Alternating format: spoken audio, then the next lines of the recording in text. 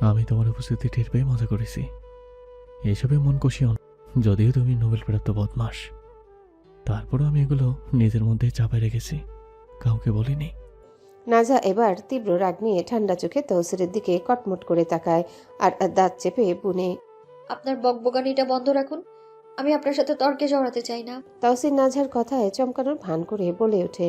বাহ, আমার ইচ্ছাধারী নাগিন, তোমার এই রূপটা তো মারাত্মক সুন্দর। নাজা তৌসিরের দিকে ক্রোধ নিয়ে তাকায়, তথাচ কিছু বলে না, কারণ সে পণ করেছে তৌসিরের সাথে তর্ক করবে না। তাই একটা টু শব্দ মুখ থেকে নিঃসৃত করে না, বিষ খেয়ে বিষ হজম করে সহ্য করে নেয়। নাজার কালচে সবুজ চোখের রাগ দেখে তৌসির মনে মনে বলে ওঠে। শুয়োরের বাচ্চার সাপের মতো সবুজ চোখ দুইটা মারাত্মক সুন্দর রে। কিছু সময় নীরবে কেটে যায়। তৌসির এবার নাজার ডান হাতের বাহু টেনে ওকে সোফায় বসায়। হঠাৎ এমন আচরণে নাজা ক্ষুব্ধ হতে না চেয়েও হয়, আর এমন আচরণে হওয়ারই তো কথা। নাজা উঠতে গিয়ে বলে ওঠে। কি সমস্যাটা কি আপনার? তৌসির নাজাকে আবারও জোর করে বসিয়ে দিয়ে তার হাঁটু ঘিরে বসে পড়ে। তৌসিরকে এভাবে বসতে দেখে নাজা ভুরু কুচকায়। কি হলো, তৌসির এভাবে ওর পাশে বসলো কেন, কি কারণে বসলো? উত্তর বের করার আগে তৌসির নাজার দুই হাত আলতো হাতে ধরে নাজার হাঁটুর উপর রাখতে বলে। তোমার জন্য আমি কিছু এনেছি। নাজা এই কথা শুনে মনে মনে ভাবে, নিশ্চয়ই এবার কলা গাছের ডাল নিয়ে এসেছে। আগের বার নিমের ডাল দিয়েছিল। তাও ভ্রু কুচকে প্রশ্ন ছুড়ে দেয় তৌসিরকে। কি এনেছেন? তৌসির নিজের শার্টের বুক পকেট থেকে একখানা সরু চিকন পাতলা রূপোর পায়েল বেল করে নাজার সামনে ধরে। পায়েলখানা সরু হলেও দেখতে বড্ড সুন্দর। নাজা তৌসিরের হাতে পায়েল দেখে ভ্রু টেনে এনে তীক্ষ্ণ স্বরে জিজ্ঞাসা করে। এটা কোথায় পেলেন? তৌসির আলতো হেসে অবদমিত কণ্ঠে উচ্চারণ করে। সেদিন তোমার যে নূপুর বিবিজান পরাইয়া দিছি, আর তুমি সেইটা এনেছি। ওই নূপুর আমি তুললে রাখছিল। পরে চেক করে দেখি যে ওইগুলো রূপার। সেই নূপুরের মধ্যে একখানা বাইঙ্গা তোমার লইগা পায়েল বানাইছি, আর একখানা বানাইছি আমাদের যদি মাইয়া হয় তারে পায়েল বানাইয়া দিব, আর পোলা হইলে গলাইছে। তৌসিরের কথায় নাজা স্তব্ধ নয়নে তৌসিরের মুখ পানে তাকায়। তার এই তাকানোর দুইটি কারণ। প্রথমত, তৌসিরের মতো কিপটে মানুষ পায়েল বানাইছে, যদিও তা বিবিজানের দেওয়ার উপর নূপুর দিয়েই বানিয়েছে। আর দ্বিতীয়ত, নাজা এমনি একটা সুন্দর মুহূর্তের স্বপ্ন প্রতিনিয়তই তালহা ভাইকে নিয়ে দেখতো। তালহা ভাই অল্প কিছুই ওকে দিবেন, অল্পতেই সন্তুষ্ট থেকে সে সংসার করবে। স্বপ্নটা একটু হলেও পূরণ হলো, কিন্তু পার্থক্যটা শুধু আজ তালহা ভাইয়ের বদলে তৌসির বসা। নাজা নিরন্তর চেয়ে রয়, কোনো নড়াচড়া ছাড়া শুধু চেয়ে রয় তৌসিরের পানে। নাজার এই চাহনি দেখে তৌসির ওকে জিজ্ঞাসা করে। পছন্দ হইল? তৌসিরের জিজ্ঞেস করাতে নাজার ধ্যান ভাঙন ধরে। সে বাস্তবে ফিরে এসে বলে ওঠে। হয়েছে তো, বেশ পছন্দ হয়েছে। আচ্ছা, আপনার টাকা খরচ হয়নি? তৌসির না বোধক মাথা নাড়িয়ে উত্তর দেয়। না, লাগেনি, দোকানটা রৌদ্রের। নাজা ছোট্ট করে উত্তর দেয়। ও। তৌসির নাজার চোখ পানে তীক্ষ্ণ চোখে চেয়ে জিজ্ঞাসা করে। আমি পরাইয়া দেই? নাজা বিপত্তি জানালো। না না, আমি নিজেই পড়িনি। আপনি কেন পাঁচ হতে যাবেন? তৌসির এতে আলতো তাচ্ছিল্যের হাসি টেনে বলে ওঠে। সেদিন তো আমার হাঁটুর উপর পা রেখে খুলেছিলে, তাহলে আজ এত সম্মান দেখাইলে যে? নাজা নরম গলায় বলে। সেদিন তো রেগেছিলাম, আজ প্রয়োজন নেই, আমি নিজেই পড়ে নিব। তৌসির নাজার কথায় তোয়াক্কা বোধ না করে নিজের বুকের বাঁ পাশটায় ইশারা করে বলে। তোমার পাটা রাখো তো আমার বুকের এখানে। নাজা তৌসিরের কথায় কোনো কিছুরই কুলকিনারা খুঁজে পায় না। এই লোক পাগল হয়ে গেল নাকি? ও কেন তার বুকে পা রাখতে যাবে? কত বড় বেয়াদবি হবে এটা! নাজা তড়িৎ গলায় শুধায়। পাগল হয়ে গেছেন আপনি? আমি কেন আপনার বুকে পা রাখতে যাব? সরুন এখান থেকে। তৌসির এতে বিরক্তি প্রকাশ করে বলে। ইস, তোমায় রাখতে বললাম না, রাখো না, একটা জিনিস দেখাবো। না, আমি পারবো না। আরে রাখো না, কই তুরি? না, সম্ভব না। এবার তৌসির হালকা ধমক দিয়ে বলে। এবারে সাউয়া, তাড়াতাড়ি রাখ, তোরা তেল মাখার সময় আমার নেই। ধমকে নাজা ভুরু কুচকায়, তারপর সংকোচ কাটে ধীরে ধীরে কাপা কাপা পায়ে তৌসিরের বুকের পাশে নিজের নরম ডান পা খানি ঠেকায়। পাটা রেখেছে, মনে হচ্ছে পা রাখেনি, কলিজা হাতে নিয়ে ঘুরেছে। নাজা শরীরের প্রতিটা কোষ প্রতিটা স্নায়ু তরতর করে কাঁপছে। কেন এই সংকোচে? কি জন্য এত সংকোচ? নাজা নিজের এই ভয় আর সংকোচে বাকরুদ্ধ। এক আলাদা প্রকাণ্ড অনুভবে নাজার ঠোঁট অবধি তিরতির করে কাঁপতে লেগেছে। না পারতে দুই হাতে সোফার কভার খামচে ধরে দাঁতে দাঁত চেপে বসে রয়। তৌসির নিজের বুকে রাখা নাজার চরণের পানে তাকায়। তৌসির ভালোভাবে আঁচ করতে পেরেছে। নাজা কাঁপছে, ওর পায়ের আঙ্গুলগুলো মৃদু কাঁপছে। তৌসিরের বুকে ভালোভাবে পাটাও ঠেকছে না। তৌসির এই দেখে দুই হাতে নাজার পাটা নিজের বুকে চেপে ধরে। নাজার আতঙ্কে শিহরণে থরথরে প্রমত্ত দেহে যখন তৌসিরের ছোঁয়া পায়ে স্পর্শে ঝাঁঝে থমকে যায় নাজার সময়। আজ কেন জানি তৌসির আঙ্গুলের ডগায় লুকিয়ে থাকা আগুনে শিউরে ওঠে। নাজা শিউরে হালকা চিৎকার করে বলে ওঠে, ছোবেন না আমায়, কেমন লাগছে? তৌসির নাজার এই অনুভূতির কথা জানতে পেরে মুচকি হাসে, শুধুই হাসে। তৌসির ভালোবাসা, প্রেম এসব সম্পর্কে অত বেশি জানে না, তবে এতটুকু সে বুঝতে পারে যে স্পর্শে মানুষ কাঁপে, আলাদা কিছু অনুভব করে। সেই স্পর্শকে মানুষ আর যাই হোক ঘৃণা করতে পারে না। অর্থাৎ তৌসিরের এই স্পর্শ নাজা প্রতিদিনের ন্যায় ঘৃণা করেনি, বরং অন্য কিছু অনুভব করেছে। অন্য কিছু হয়তো ভালো লাগা, নয়তো ভালো লাগার প্রথম মুহূর্ত। তৌসির এবার ধীরে ধীরে আলতো হাতে নাজার টাকনুর উপর থেকে নাজার সালোয়ারের মুড়িটা একটু উপরে তুলে নিয়ে অতি যত্নে পরিয়ে দেয় পায়েলটা তার পায়ে। তারপর মুগ্ধবর্ধক দৃষ্টিতে চোখের পলক না ফেলে চেয়ে রয়। নাজার ধপধপে ফর্সা পায়ের উপর পায়েলখানা চাঁদের চন্দনিতে চকচক করছে। তৌসির বিমোহিত হয়ে চঞ্চল কিন্তু মুগ্ধ চক্ষু চেয়ে রয়। তাকাতে তাকাতে নিজের অজান্তেই মাথা ঝুঁকিয়ে নাজার টাকনুতে ঠোঁট ডুবিয়ে বারবার কয়েকবার চুমু খায়। নাজা এ দেখে স্থবির। তৌসির তার পায়ে চুমু খেলো। এ বাস্তব? এ কি সত্যি বাস্তব? নাজা এবার চিল্লিয়ে বলে ওঠে, আ কি করছেন, কি পাগল হয়ে গেছেন? তৌসির নাজা চিৎকারের জবাবে শুধুই একটা মৃদু হাসি তার পানে ছুড়ে দিয়ে তার পা ছেড়ে সোফায় তার পাশে উঠে বসে। নাজা নিজের পায়ের দিকে তাকায়। বাহ, বেশ তো মানিয়েছে পায়েলটা। নাজা তৌসিরের দিকে হাসি মুখে চেয়ে শুধায়, খুব সুন্দর মানিয়েছে, তাই না? তৌসির সন্তুষ্ট হয়, ভারী সন্তুষ্ট হয়। প্রথমে ভেবেছিল আমার বউ যে লেভেলের খান্নাস নিশ্চয়ই পছন্দ করবে না, কিন্তু এই প্রথম নাজার প্রতি ধারণা তৌসিরের ভুল হলো। যতই খান্নাসক অল্পতেই খুশি রয়, এজন্যে সন্তুষ্ট হয় তৌসির। সন্তুষ্টি গলায় বুনে বলে, তোমার পছন্দ হয়েছে তো? নাজা মাথা নাড়িয়ে জবাব দেয়। বড্ড। নাজার কথায় তৌসির মুচকি হাসতে হাসতে গা এলিয়ে নাজার উরুতে নিজের মাথা রাখতে রাখতে বলে, থাকবা এই মন্দ লোকের নিন্দার সংসারে? নাজা তৌসিরের কথায় নিরুত্তর থাকে। কি উত্তর দিবে খুঁজে পায় না। অন্য মনস্ক হয়ে তৌসিরের চুলের ফাঁকে আঙ্গুল আলতোভাবে চালাতে থাকে। তৌসির আবারও বলে, তুমি আমার লগে আর যাই করো, খালি আমারে ঠকাইও না, কারণ তোমারে আমি আপন ভাবি। নাজা তৌসিরের কথায় দীর্ঘশ্বাস ছেড়ে মাথা নিচু করে তৌসিরের চোখ পানে খানিক মুহূর্ত অলকা ভরা নয়নে আপন কালচে সবুজ নয়নায় চেয়ে রয়। অতঃপর জিজ্ঞাসা করে, আমায় আপন ভাবেন? তৌসির জবাবে মোলায়েম স্বরে ধারণ করে, ভীষণ। এটা জানার পরও যে তুমি গাদ্দার। যখন বিশ্বাসঘাতকই ভাবেন, তাহলে কেন আপন ভাবেন? তৌসির মর্মের ভার বুক চিরে নামিয়ে আলতো হেসে শোধায়, তুমি যে যুদ্ধের মাঠে ছুটে আসা অসংখ্য মগজে ঠকে যাওয়া বুল্টের মতো, যার আগমন আসম্বিক হলেও অবস্থান অনিবার্যভাবে আপন। নাজা তৌসিরের কথায় দীর্ঘশ্বাস ছাড়ে, তথাচ আর কিছু না বলে চুপ রয়। তৌসির এবার সাহসের কাজ করে, যাকে বলে মহা সাহসী। হাত বাড়িয়ে ধীরে ধীরে নাজার ড্রেসটা তার পেটের উপর থেকে সরিয়ে নাজার উন্মুক্ত পেটে নিজের মুখ গুজে নেয়। নাজা কল্পনাও করেনি তৌসির এমন কিছু করবে। সারা শরীর আতঙ্কে কেঁপে ওঠে নাজার। তৌসিরের খোঁচা খোঁচা দাড়ির স্পর্শে ছিন্ন ভিন্ন করে দেয় নাজার চামড়াকে। তৌসিরের উষ্ণ শ্বাস মরিয়া করে তোলে নাজাকে। তার হাত পা তত্তর করে কাঁপতে শুরু করে। পায়ের গোড়ালি অবধি মাটিতে থাকে না। তৌসির এলোপাতাড়ি চুমু খেতে থাকে নাজার উদরে।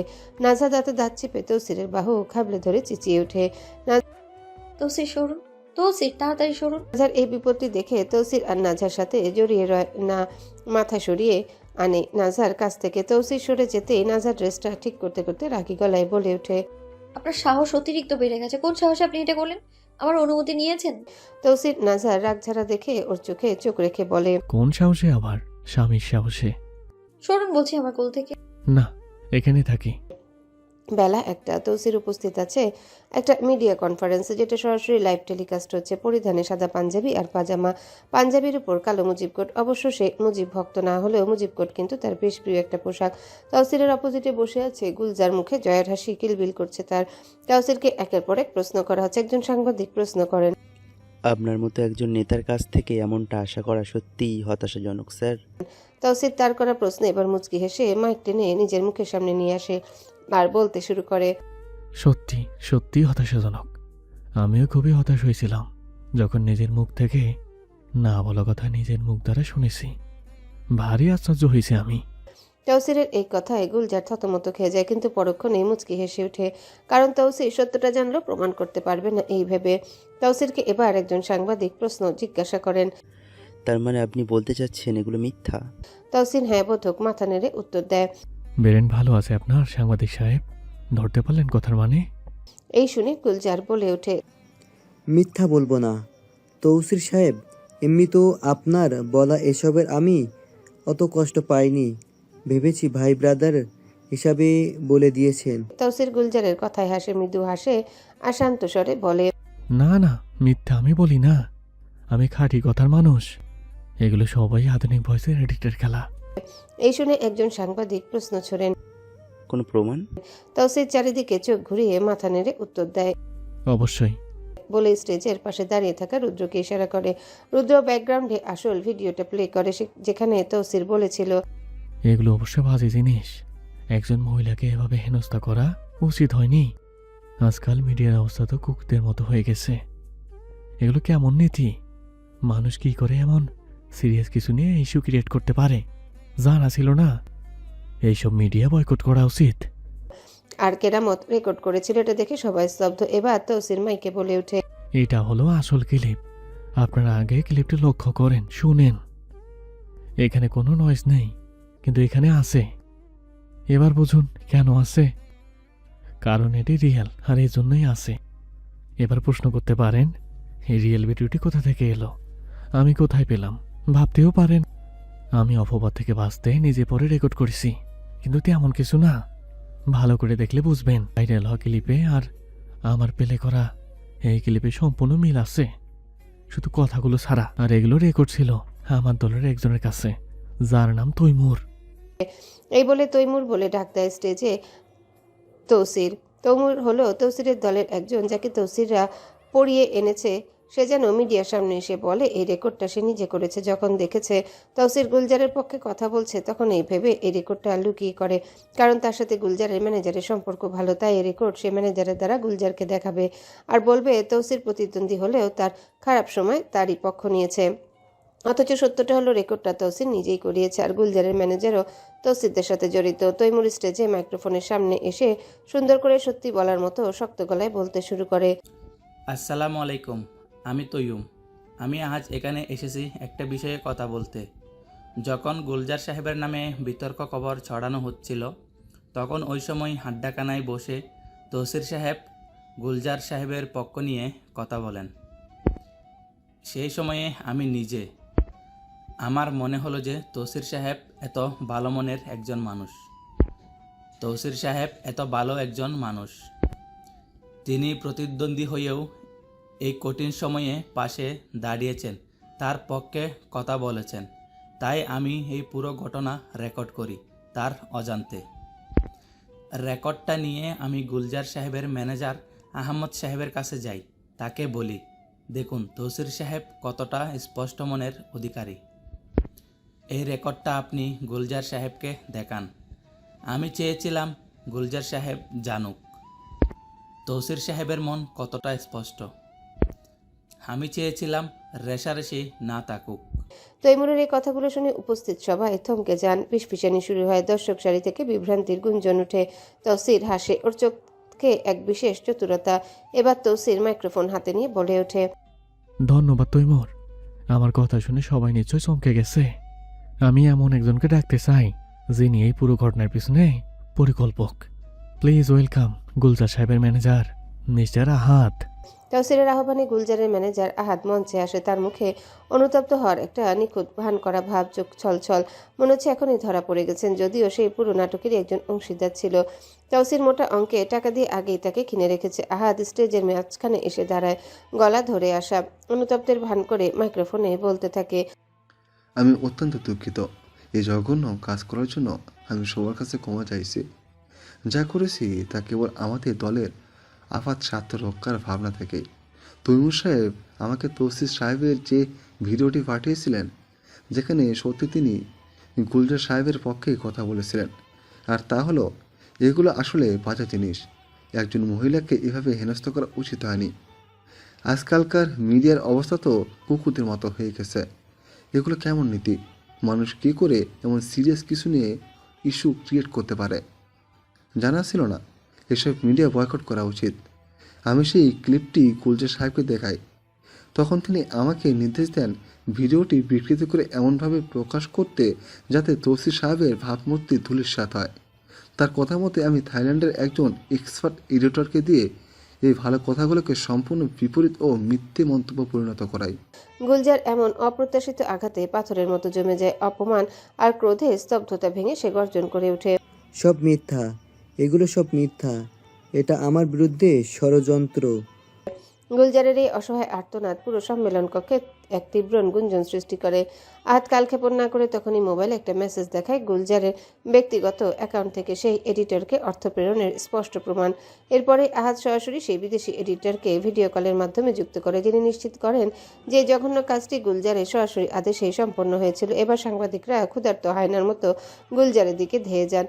প্রশ্নবাণ ছুটতে লাগলো তার দিকে একের পর এক। কেন এই হীন মিথ্যাচার? কিসের লোভে এত নিচে নামলেন? কিভাবে একজন জনপ্রতিনিধি এমন ঘৃণ্য কাজ করতে পারেন? লজ্জার অপমানে গুলজারের মাথা নত হয়ে আসে। সে দ্রুত মঞ্চ ছেড়ে চলে যেতে চাইল। ঠিক তখনই তৌসির মাইক টেনে ধরে বলে ওঠে, গুলজার সাহেব, এখনো আপনার মুখোশ পুরোপুরি খোলেনি। আরও কিছু সত্য এখানকার মানুষের জানা বাকি। মিডিয়ার সবাই বিস্ময়ে হতবাক। আর কি বাকি? তৌসির এবার সেই রিপোর্টারকে ডাকে যে গুলজারের নির্দেশে তার স্ত্রীর বিরুদ্ধে মিথ্যা রটিয়ে চড়িয়ে তাকে সহানুভূতি আদায়ের সুযোগ করে দিয়েছে। তৌসির কৌশলে এই ব্যক্তিকে তার জালে নিয়ে এসেছে। সেই রিপোর্টার এবার সবার সামনে এসে স্বীকার করে নেয়। সেই দিন গুলজার সাহেবই আমাকে মোটা অঙ্কের কমিশন দিয়েছিলেন। তিনি নিজের স্ত্রী এবং নিজের নামে বিতর্ক তৈরি করেছিলেন, যাতে সমাজের চোখে তিনি ভুক্তভোগী সেজে লোকজনের করুণা ও সমবেদনা অর্জন করতে পারেন। এতক্ষণ ধরে গুলজারের মুখে যে বিজয়ের হাসি কিলবিল করছিল তা নিমিষেই বাষ্পীভূত হয়ে গেছে। লজ্জায় অপমানে তার মাথা আপনি নিচু হয়ে গেল। এত বছরে তিলে তিলে গড়া খ্যাতি, শ্রদ্ধা, সম্মান সবকিছু এক লহমায় তৌসিরের বিষাক্ত ছোবলে চুরমার হয়ে গেছে। মনে হচ্ছে সুউচ্চ প্রাসাদ থেকে শটান মাটিতে আছড়ে পড়েছে সে। আর এখন শুধু ভাঙা ইটের স্তূপ আর ধুলোবালি। তার রাজনৈতিক জীবনের ভিত্তিমূল কেঁপে উঠেছে। এখন আর কারোর সামনে মুখ দেখানোর ক্ষমতা তার রইল না। তার কানে শুধু বাজছে মিডিয়ার তীক্ষ্ণ কণ্ঠস্বরগুলো। লজ্জা করে না আপনার? জনতার সাথে বিশ্বাসঘাতকতা করলেন কেন? প্রতিটা প্রশ্ন প্রায় তপ্ত শলাকার মতো গুলজারের আত্মাকে বিদ্ধ করছে। তার মনে হচ্ছে এই শহরের প্রতিটা মানুষ তাকে ঘৃণা করছে, আর সে মনে হয় সবার দৃষ্টিতে এক ঘৃণ্য কীট। সে জানতো তৌসির কড়া খেলোয়াড়, কিন্তু তার বীর যে এতটা গভীর গুলজারের তা জানা ছিল না। এখন এই মুহূর্তে কটকে গুলজারের অনুভব হচ্ছে তৌসির এক দক্ষ শিকারী। সে ধৈর্য ধরে তার শিকারের জন্য জাল পেতেছে, আর গুলজার নিজে, সে তো এক বোকা হরিণ। সামান্য লোভে সেই ফাঁদে পা দিয়েছে। এখন সে হাড়ে হাড়ে টের পাচ্ছে সেই ফাঁদের বাঁধন যা তার জীবন থেকে আলো কেড়ে নিয়েছে। সেদিন তৌসিরের পাঠানোটা ভিডিওটা কোনো সাধারণ ভুল ছিল না, ছিল তৌসিরের সাজানো মায়ামৃগ। সে মৃগের পিছনে ছুটতে গিয়ে গুলজার আজ সর্বশান্ত। প্রতিটা মুহূর্ত মনে হচ্ছে অনন্তকাল ধরে চলেছে এই অসহনীয় যন্ত্রণা। আত্মসমর্পণের মতো মাথা নিচু করে গুলজার বসে থাকে, কারণ তার এখন আর কোথাও মুখ লুকানোর জায়গা নেই। সম্মানের রাজত্ব থেকে বিতাড়িত হয়ে সে এখন শুধু এক পরাজিত, অভিশাপগ্রস্ত মানুষ, যার সামনে কেবলই অনিশ্চিত এক অন্ধকার ভবিষ্যৎ। গুলজারের মনে হচ্ছে অপমানের ভার নিয়ে বেঁচে থাকার কোনো মানে হয় না। এই পরাজয়, এই লাঞ্ছনা মৃত্যুর চেয়েও কঠিন। তৌসির এবার শান্তির সাথে মাইক টেনে নিয়ে সবার উদ্দেশ্যে বলে, ভাই সবরা, আমি তো আপনাদেরই লোক, মাটির মানুষ। এসব পেঁয়াজ ঘোজ আমার মাথায় নেই। মেয়র হয়ে আছি আমি মোট 4 বছর হলো। এই 4 বছরে আমার কোনো ভুল বা খারাপ কিছু কাজ আপনারা কি দেখেছেন বা পেয়েছেন? আমি রাজনীতিতে এসেছি নিজের জেলা আর এখানকার মানুষের ভালো করার জন্য, কোনো ধান্দাবাজি বা ছলচাতুরি করার জন্য আসিনি।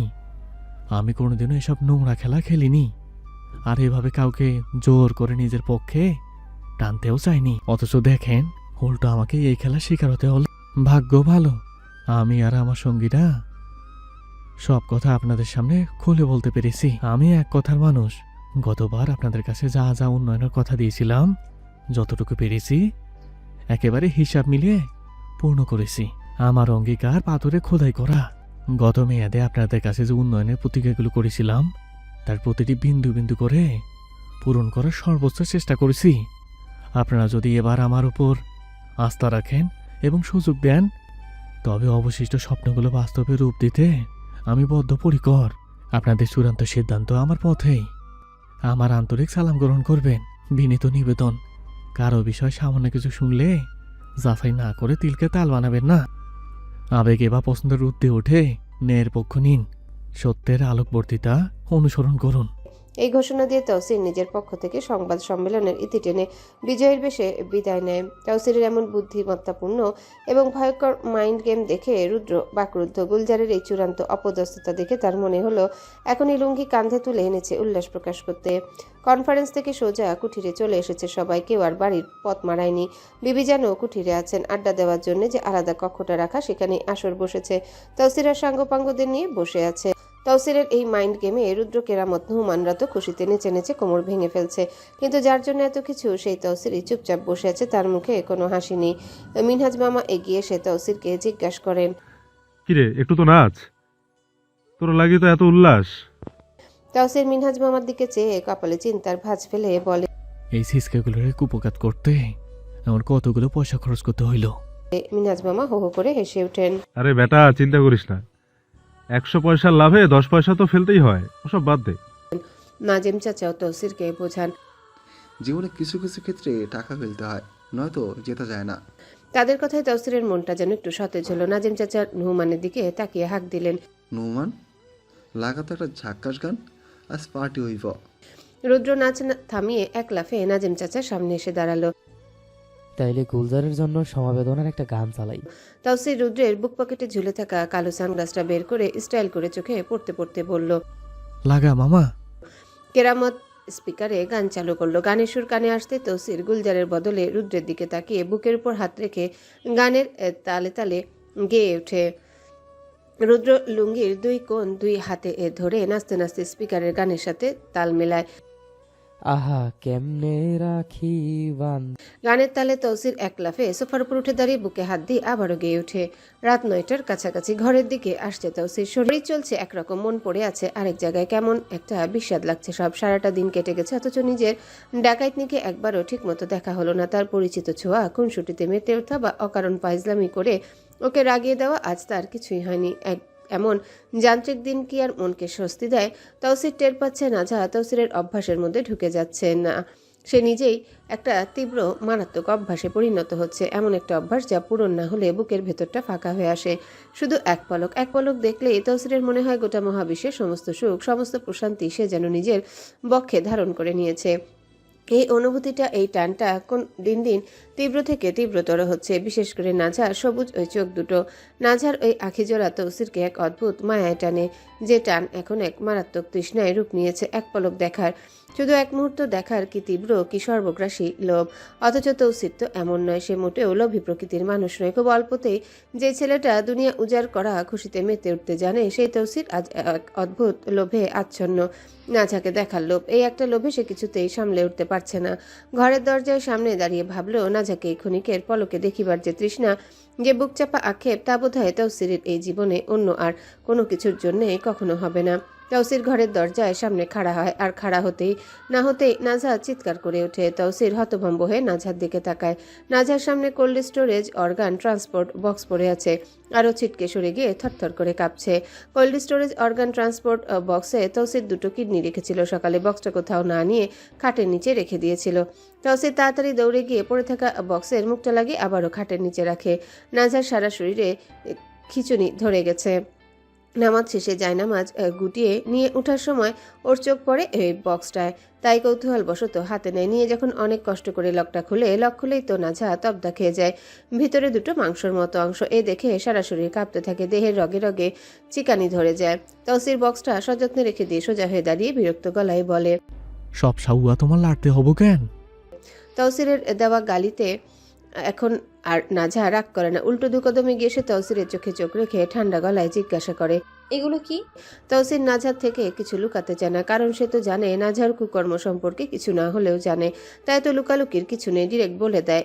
এই একখান সাউয়ার পলা লাড়াই কিডনি। নাঝা এই শুনে ধিক্কারের সহিত বলে ওঠে, ছি, কতটা অমানুষ আর নিকৃষ্ট মানব আপনি। তৌসির আর নাঝার কথায় ভ্রুক্ষেপ না করে বিছানায় বসতে বসতে বলে, নিকৃষ্ট যাই নাই তো হাঙ্গা বইছে, তাহলে এখন ভেঙ্গেছে কি লাইগা? নাঝা তৌসিরের কথায় এবার চেতে যায়, চেতে গিয়ে ছাত করে ওঠে। এতটা শয়তান আপনি, জানা ছিল না? তৌসির বিরক্তি প্রকাশ করে বনে ওঠে, এসব সার বেটি ব্যাং, আমার পায়ে টাকনোতে ব্যথা করছে, একটু বিপস লাগিয়ে পাটা টিপ্পা দিত। নাঝা এ শুনে বড় বড় চোখে তৌসিরের দিকে তাকায়। কি শখ, পা টিপবে নাঝা? নাঝা নাখুশ হয়ে বলে, আমি পারবো না। তৌসির হাই দিতে দিতে ঘাড় গর্দান মুড়ামুড়ি করতে তিক্ত সুরে বলে ওঠে, আরে দেও না আমার পাটা টিপ্পা, আমার সবুজ বাঘিনী। সবুজ বাঘিনী শুনে নাজার রাগ হয়। সবসময় তৌসির ওকে ফালতু ফালতু নামে ডাকে, এখন ডাকতে ডাকতে সবুজ বাঘিনী। সবুজ বাঘ হয় নাকি? নাজা তৌসিরের অনুরোধে দাঁত চেপে বলে। পায়ের বদলে গলা টিপে দিই হবে। তৌসির শটান হয়ে হেলে দুলে শুতে যাচ্ছিল, কিন্তু তা হলো না। নাজার এমন কঠোর কথা এক লাফে উঠে বসে বিতৃষ্ণে ধমকে উঠল। দৌড় বেজ যতিনী, ঠাড়া পড়ুক তোর এই ঠাড়া পড়া জবানে জামাইয়ের এসব কোষ। এই বলে আবারও শটান হয়ে শুয়ে যায়। নাজার মন চায় না তৌসিরের পা ছুতে, কিন্তু মন না চাইলেও মস্তিষ্ক বারংবার মনে করিয়ে দেয় গতকাল তৌসির নিজের বুকে নাজার পা রেখেছিল, নাজার পায়ে চুমু অবধি খেয়েছিল। না, এখন তৌসিরের সাথে ব্যভিচার হয়ে যাবে। তাই ইচ্ছে না থাকতে ওয়ার্ড্রপের উপর থেকে মালিশের কৌটা নিয়ে তৌসিরের পায়ের কাছে এসে বসে। তৌসির নাজাকে নিজের পায়ের কাছে দেখে ভ্রু কুচকায়, আপন মনে ভাবে, সত্যি আমার ডাকুতিনি আমার সেবা করব? সত্যি করব? সত্যি দয়ালের দয়া? কি সুখ আমার। নাজা গম্ভীর গলায় জিজ্ঞাসা করে। কোন পায়ে? তৌসির সুন্দর করে উত্তর দেয়। ডান পায়ে গো, ডান পায়ে। নাজা তৌসিরের এমন মিষ্টি কথায় ভেঙচি দিয়ে তৌসিরের দিকে তাকায় আর বলে, কি নাটক। তৌসির নাজার এই বাচ্চামো দেখে মুচকি হেসে ওঠে। প্রথম ম্যাচুরিটি সীমানা পার করে কোনো কিছু বলল নাজা। নাজা তৌসিরের পায়ে বাম লাগিয়ে আলতো হাতে মালিশ করতে থাকে। তৌসির আবেশে চোখ বুজে নিতে নিতে নাজাকে উদ্দেশ্য করে বলে ওঠে, তোমার এই আলতো ছোঁয়া বৃষ্টির ফোটাছেও নরম গো টুনির মা। নাজা তৌসিরের কথায় মুচকি হাসে। তৌসিরের পায়ের দিকে ওর চোখ পড়ে। এক হাতে মালিশ করতে করতে অন্য হাত বাড়ায় তৌসিরের টাকনুর উপরে। তৌসিরের ফর্সা পায়ে কালো কুচকুচে লোমগুলো বড্ড আকর্ষণীয়। নাজা তৌসিরের পায়ে আঙ্গুল দিয়ে রেশ কাটতে তৌসিরের দিকে তাকিয়ে জিজ্ঞাসা করে, কাতুকুতু আছে আপনার? তৌসির এবার কিভাবে বুঝাবে তার কাতুকুতু নেই, কিন্তু যখন নাজা তাকে ছুঁয়ে দেয় শরীর ঝিম ধরে যায়, দেহের প্রতিটা স্নায়ু তত্তর করে কাঁপতে শুরু করে পুরুষালী লজ্জায়। তৌসির নিজের অনুভূতিকে সামলিয়ে আলতো হেসে ধারণ করে, না কাতুকুতু লাগে না, কিন্তু যখন তোমার শরীরে লাগে তখন দেহের প্রতিটা কোষ কাঁপতে থাকে আমার। নাজা এই শুনে ভেলাসভাবে বলে, আমি মনে হয় কারেন্ট যে আমার ছোঁয়ায় আপনার শরীর কাঁপে। বললাম না তোমার ছোঁয়া বৃষ্টির ফোটাছেও নরম, আবার তার প্রভাব বিদ্যুতের ঝটকাছেও তীক্ষ্ণ। নাজা তৌসিরের কথায় আর কিছু বলে না। তৌসিরের পায়ে মালিশ করা শেষে তার পায়ের আঙ্গুলগুলো টেনে দিতে থাকে। পায়ের আঙ্গুল টেনে দিতে দিতে তৌসিরের দিকে তাকিয়ে বলে, আমি আপনার পা প্রথমবার ছুঁয়েছি, দিন এবার আমার সালামি দিন। তৌসিরের শুনে বুক পকেট থেকে একটা 2 টাকার সিকি বের করে নাজার দিকে ঠেলে দিয়ে বলে, নাও এই লজেন্স কিনে খেয়ে নিও। তৌসিরের দেওয়া কয়েনটা নাজা হাত বাড়িয়ে হাতে নিয়ে দেখে যখন 2 টাকা মেজাজ তুঙ্গে উঠে যায়। সিকিটা ফের তৌসিরের বুকের উপর ছুঁড়ে মেরে বলে, থাক, প্রয়োজন নেই, ছোট লোক কোথাকার। তৌসির সিকিটা আবারও পকেটে ঢুকাতে ঢুকাতে বলে, প্রয়োজন না থাকাই ভালো, ঘরের বউ তুমি, তোমার হাতে টাকা থাকে কি হইব। নাজা তৌসিরের সাথে আর তর্কে জড়ায় না, কারণ তৌসিরের সাথে তর্কে ও কেন ওর 14 গোষ্ঠীর কেউ পারবে না। তৌসির এবার নিজের পা সরিয়ে নিতে নিতে বলে, যাও হাত ধুয়ে আইসো, আর লাগতো না। নাজা চুপচাপ উঠে মালিশের কৌটাটা জায়গা মতো রেখে দেয়। অতঃপর ওয়াশরুমে প্রবেশ করে হাত ধুয়ে অজু করে বেরিয়ে এসে হাত মুখ মুছে হাতে পায়ে মুখে অলিভ অয়েল তেল মেখে রুমের লাইটটা অফ করে আলগোছে বিছানার একপাশে শুয়ে পড়ে। তৌসির ওকে এত সকালে শুয়ে যেতে দেখে জিজ্ঞাসা করে, এই তুমি ঘুমাইয়া যাইতেছে কেন? ভাত খাইবা না? নাজা কাঁথা গায়ে জড়াতে জড়াতে বলে ওঠে, না, খাবো না। কেন খাইবা না? আমি ইফতার করে নিয়েছি, তাই খাবো না। রোজা ছিলা? হ্যাঁ, কিসের রোজা? এমনি রেখেছি, ইচ্ছে হয়েছে তাই। ব্যাস, এরপর দুজনে চুপ হয়ে যায়। কিছু মুহূর্ত নীরবতায় কেটে যায়। তথাপি তৌসিরের কি আর নীরবতা পছন্দ? সে চঞ্চল, ক্ষণে ক্ষণে চঞ্চলীর অভ্যাস। তৌসির হাত বাড়িয়ে নাজাকে একটানে নিজের বক্ষের উপর নিয়ে আসে। নাজা অবাক হয় না, কারণ সে জানে তৌসিরের এটা অভ্যাস। নাজাকে বুকের ভিতর না নিয়ে বিয়ের পর অবধি ঘুমায়নি। তৌসির নাজাকে আষ্টে পিষ্টে জড়িয়ে ধরে। নাজার দম বন্ধ আসছে, তাই বিরক্ত হয়ে বলে, ছাড়ুন তো, একটু ফোর্স করে ধরুন। তৌসির নাজার বিরক্তি প্রকাশে নাজাকে ছেড়ে দেয়, কিন্তু একেবারে ছাড়ে না। নাজার মাথাটা নিজের বালিশে রেখে নিজেই নাজার গলায় মুখ গুজে দিতে দিতে নাজাকে জিজ্ঞাসা করে, আমার সব পছন্দ না বুঝ। তৌসিরের করা প্রশ্নে নাজা দীর্ঘশ্বাস ছেড়ে সিলিং এর দিকে এক দৃষ্টিতে কিছুক্ষণ চেয়ে রয়, তারপর শুধায়, পছন্দ না, ভারী অপছন্দ। কিন্তু আপনার ছোঁয়ায় এখন আর গা গোলায় না, অশান্তি অনুভব হয় না, বরং এক আবেশ উপলব্ধি হয়। নাজার বলা এই এই কথাখানি তৌসিরের অন্তরের অন্তঃস্থলে গেঁথে যায়। যাক, সেদিনের মতো শুনতে হয়নি আপনার ছোঁয়া ঘেন্না লাগে। তৌসির সন্তুষ্ট হয়ে নাঝার গলায় বার কয়েকবার আলতোভাবে দাঁত বসায়। তৌসিরের এই কাণ্ডে নাঝা কেঁপে ওঠে। ওর দুই কাঁধে শার্ট খাবলে ধরে অসহ্য যন্ত্রদায়ক গলায় উচ্চারণ করে, তৌসির, এমন করবেন না, কষ্ট হয়। আপনার দাড়িগুলো আমার শরীরে চামড়া ঝলসে দেয়, তার উপর আপনি কামড় দিচ্ছেন। তৌসির নাঝার এই অনুরোধ রাখে, ফের দাঁত বসায় না। নীরবে শুধু একের পর এক প্রকার চুমু আটতে থাকে নাঝার গলায়। নাঝা তৌসিরকে বাধা দেয় না, তৌসির নিজের মন ভরিয়ে নেয়। এক পর্যায়ে নাঝা ওকে জিজ্ঞাসা করে, হ্যালো বন্ধুরা, পরবর্তী পার্ট খুব তাড়াতাড়ি আসবে, তো সবাই অপেক্ষায় থাকো। আর চ্যানেলটি যারা এখনো সাবস্ক্রাইব করোনি তারা পরবর্তী পার্ট দেখার জন্য চ্যানেলটি সাবস্ক্রাইব করে রেখো। ধন্যবাদ সবাইকে, আমাদের সাথেই থেকো।